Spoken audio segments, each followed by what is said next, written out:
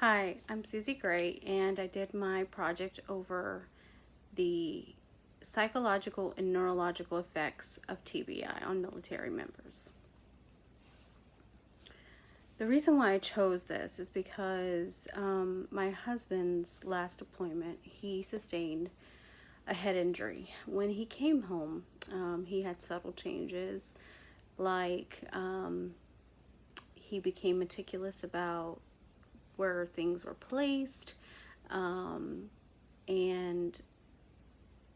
as it's progressed over the years, he's also encountered mood swings,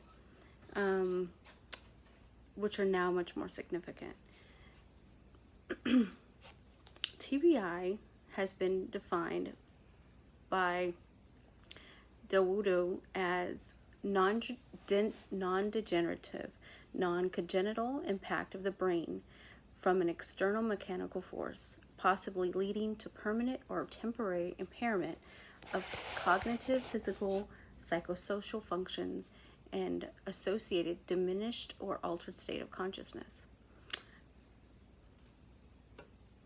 All the way back to Greek and Roman times, soldiers would come home with injuries to the brain or to the head trauma. They tried everything from massaging hot temperatures, cold temperatures. It wasn't until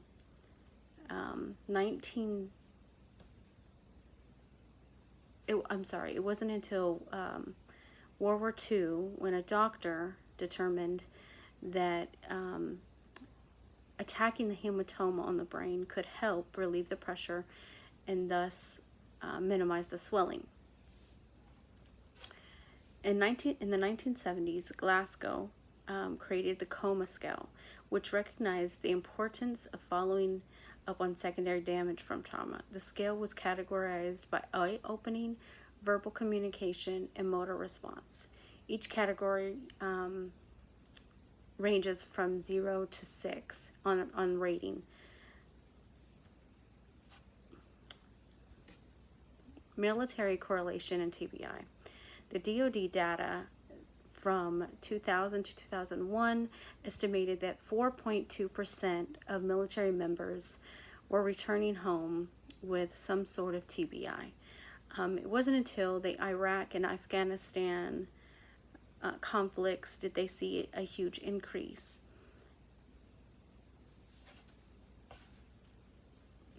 Those affected by TBI sustained both cognitive and behavioral changes. Cognitive changes presented have ranged from mild to severe. Example of mild changes are depression, anxious, mood swings, and concentration issues. Diminished memory and retention. Another example is attention and concentration levels are decreased. Moderate symptoms include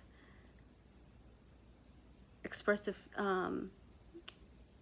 trouble following or understanding conversations, issues with determining sarcasm,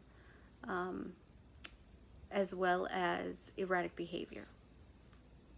Severe symptoms are agitation, loss of coordination, coma, and slurred speech.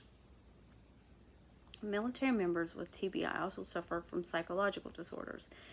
This impacts the family. An example of this is that when a military member comes home, they've sustained, let's say for instance, a moderate traumatic brain injury. They are in the hospital, they come home, things are changed for them. The fact that they may need help doing daily functions where they didn't need them before, and this can cause agitation, frustration. I mean, simple things as brushing your teeth or, talking and no one's understanding you, so you get agitated. Then that leaves the military member frustrated, the caregiver hopeless and frustrated. This has also impacted military members and their family life. A lot of times these military members have come home agitated, frustrated. They've caused issues within the marriage, or they've gotten to a point to where the marriage or the family member has left them, they become suicidal. According to a joint study between psychologists at the University of Florida and Department of Veteran Affairs, showed that increased anger, depression were statistically correlated with the association of mild TBI and suicide risk, and anger appears to precede depression. So basically what that means is when you have TBI and you get agitated and frustrated easily, then depression, it's pretty easy to follow behind that, because you're no longer able to do the things that you were able to do for yourself. How the brain works. The brain is made up of axons and dendrites. Axons take the information and dendrites bring the information. It's kind of a postal system. This sort of postal system makes up a synapses. An example of this is the brain is utilized for moving, talking, or even thinking.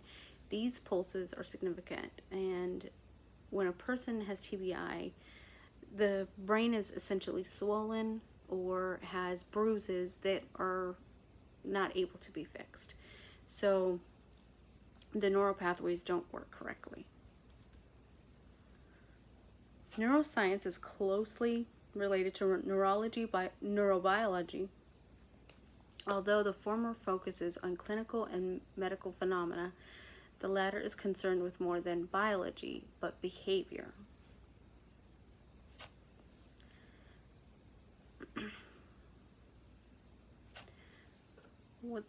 With a significantly increased stressor of family dynamics as well as patient quality of life, research has shown an amplified reason to focus on traumatic brain injury and interpersonal impacts on family members.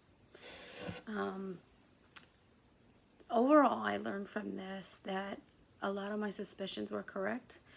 Matter of fact, I was able to essentially make a checklist and check up all the boxes that my husband was experiencing and that I've experienced. And it's taught me a way that I can communicate with him better, and a way that I see things from his perspective.